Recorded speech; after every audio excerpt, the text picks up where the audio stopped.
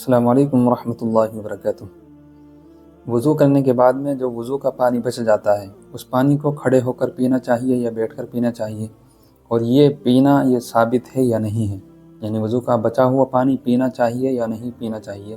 اسی طرح کچھ لوگ وضو کرنے کے بعد میں جب دعا پڑھتے ہیں تو آسمان کی طرف نظر اٹھا کر کے اور تشہد کی انگلی سے اشارہ کرتے ہیں آسمان کی طرف، تو کیا اس طرح کرنا جائز ہے یا ناجائز ہے؟ اس بارے میں شریعت کا حکم جانتے ہیں۔ پہلا مسئلہ تو یہ ہے کہ وضو کے بعد جو پانی پینا بتایا گیا ہے تو یہ پانی پینا یہ وضو کے آداب میں سے ہے۔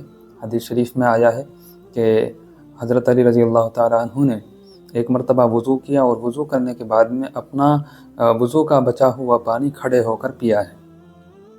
اور ایک روایت حضرت ابو جحیفہ رضی اللہ عنہ کی ہے کہ حضور صلی اللہ علیہ وسلم ہمارے گھر تشریف لائے، حضور صلی اللہ علیہ وسلم نے وضو فرمایا اور وضو کرنے کے بعد میں باقی بچا ہوا پانی لوگ پینے لگے اور اپنے بدن پر ملنے لگے۔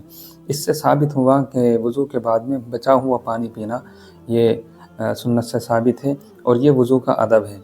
فتاوی شامی میں عبارت یہ مذکور ہے وَأَن يَشْرَبَ بَعْدَهُ مِن فَضْلِ وُضُوئِهِ كَمَاءِ زَمْزَمْ مُسْتَقْبِلَ الْقِبْلَةِ قَائِمًا أَوْ قَاعِدًا، کہ ادب یہ ہے کہ اپنے وضو کے بعد وضو کا بچا ہوا پانی قبلے کی طرف رخ ہو کر پی لے، چاہے کھڑے ہو کر پیے چاہے بیٹھ کر پیے۔ تو اس وضو کے پانی کے بارے میں مستحب یہ ہے کہ آدمی کھڑے ہو کر اس پانی کو پیے، یہ مستحب ہے، لیکن اگر بیٹھے بیٹھے پیے تب بھی کوئی حرج کی بات نہیں ہے۔ ادب یہ ہے کہ اس پانی کو پی لینا چاہیے، چاہے آدمی تھوڑا پیے، کچھ گھونٹ پیے، یہ مکمل جتنا پانی بچا ہے اس سب کو پی لیں۔ تو یہ پانی پینا وضو کے آداب میں سے ہے۔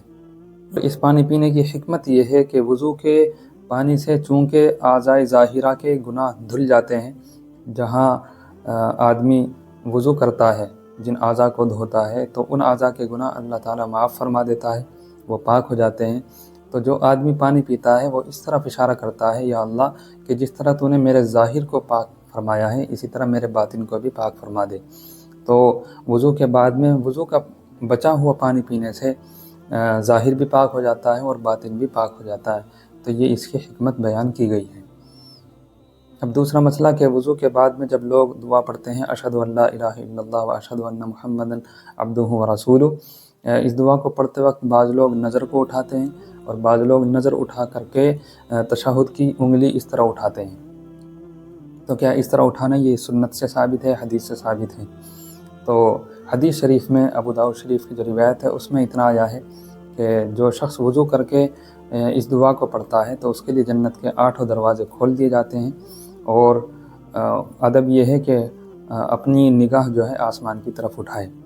لیکن حدیث شریف میں انگلی اٹھانے کا ذکر نہیں ملتا ہے۔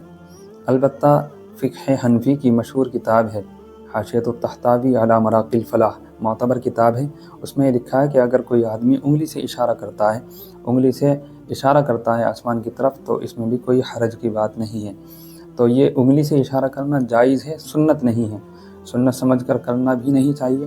اگر کوئی کر رہا ہے تو اس کو روکنا بھی نہیں چاہیے، اور اگر کوئی نہیں کر رہا ہے تو اس کو حکم نہیں دیا جائے گا کہ آپ انگلی سے اشارہ کریں۔ تو سنت سے یہ ثابت ہے کہ دعا پڑھتے ہوئے آدمی اپنی نگاہ کو آسمان کی طرف اٹھا لے، لیکن انگلی سے اشارہ کرنا سنت سے ثابت نہیں ہے۔ البتہ انگلی سے اشارہ کرنا جائز ہے۔ رسول اللہ صلی اللہ علیہ وسلم نے اور بہت سے موقع پر جب بھی تشہد کے کلمات کہے ہیں، اشہد ان لا الہ الا اللہ کہا ہے، تو انگلی سے اشارہ کیا ہے۔ تشہد کی انگلی آسمان کی طرف اٹھا کر اللہ کے نبی اشارہ کرتے تھے۔